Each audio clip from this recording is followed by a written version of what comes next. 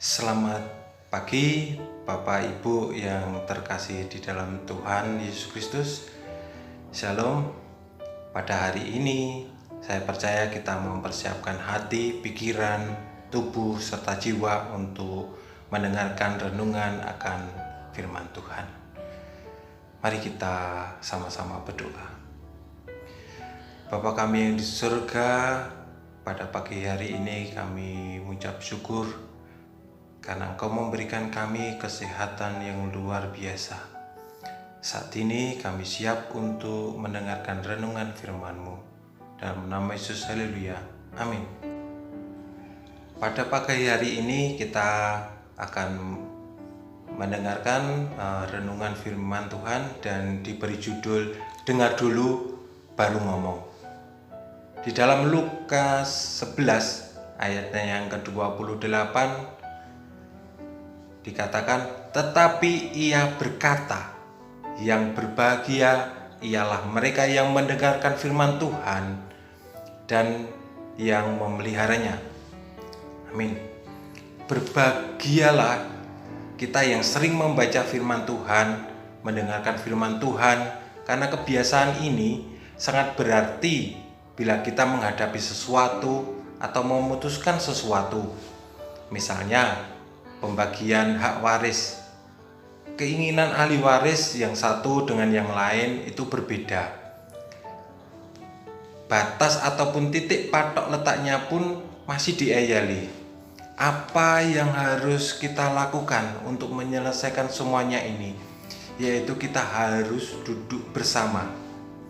Semua ahli waris datang, panggil saksi, sebelah kanan, sebelah kiri, depan, belakang, panggil Pak RT, panggil Pak RW, Pak Bayan, lalu kita dengarkan satu-satu. Kita buka sertifikat, diukur sertifikatnya pakai penggaris berapa senti, itu ada skalanya. Setelah itu kita bisa menyimpulkan, kita bisa ngomong yang tepat adalah patok di titik koordinat ini. Bagian anak yang pertama di sebelah kanan atau sebelah kirinya. Kalau mau mengalah ya di belakang. Semua harus punya akses jalan. Nah, selesai masalahnya. Seperti itu. Harus duduk bersama. Misalnya lagi kalau ada cekcok dengan pasangan kita, dengarkan dulu sampai dia selesai. Walaupun cerewet, minta ampun, tetap dengarkan.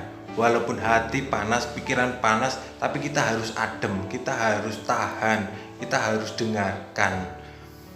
Supaya kita tahan, kita harus seringkali kita latihan dengan apa? Yang pertama dengan doa, minta petunjuk dan kehendak Tuhan. Dan yang kedua dengan puasa. Kebiasaan menahan diri ini dengan tidak makan ataupun dengan tidak minum otomatis melatih kita tetap sabar. Nah, setelah itu masuk pasangan kita ini toh, kepinginnya ini toh. Kalau cocok ya lakukan saja, sudah. Nah, jangan sampai kita yang menjadi orang yang berkuasa sebagai atasan, sebagai laki-laki, sebagai orang kaya, bertindak sesuka hati, baik itu kepada bawahan ataupun orang miskin atau orang yang tertindas. Karena di dalam Matius 7 ayat 1, jangan kamu menghakimi supaya kamu tidak dihakimi. Yang kedua, karena dengan penghakiman yang kamu pakai untuk menghakimi, kamu akan dihakimi, dan ukuran yang kamu pakai untuk mengukur akan diukurkan kepadamu.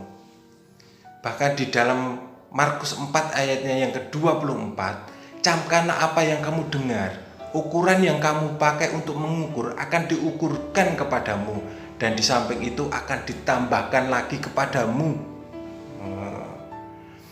Bagaimana semuanya itu? Sudah siap? Kalau hubungan kita dengan anak, caranya ajak mereka ke mall, shopping, bermain, terus diajak makan bareng. Nah, dari di situ ada curhat, ya, cari tempat yang jauh dari kerumunan, 4 mata saja. Kita cukup mendengarkan.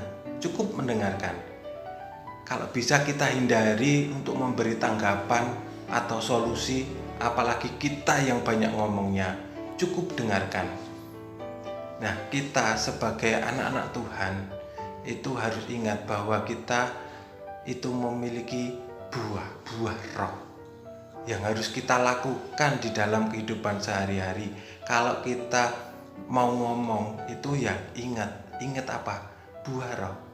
Apa saja itu? Kasih, sukacita, damai sejahtera, kesabaran, kemurahan, kebaikan, kesetiaan, kelemah lembutan, dan penguasaan diri. Ada 9. Tidak ada hukum yang menentang hal-hal itu. Lakukanlah. Jadi dengarkan dulu, baru ngomong. Selamat pagi dan selamat beraktivitas. Tuhan Yesus memberkati. Amin.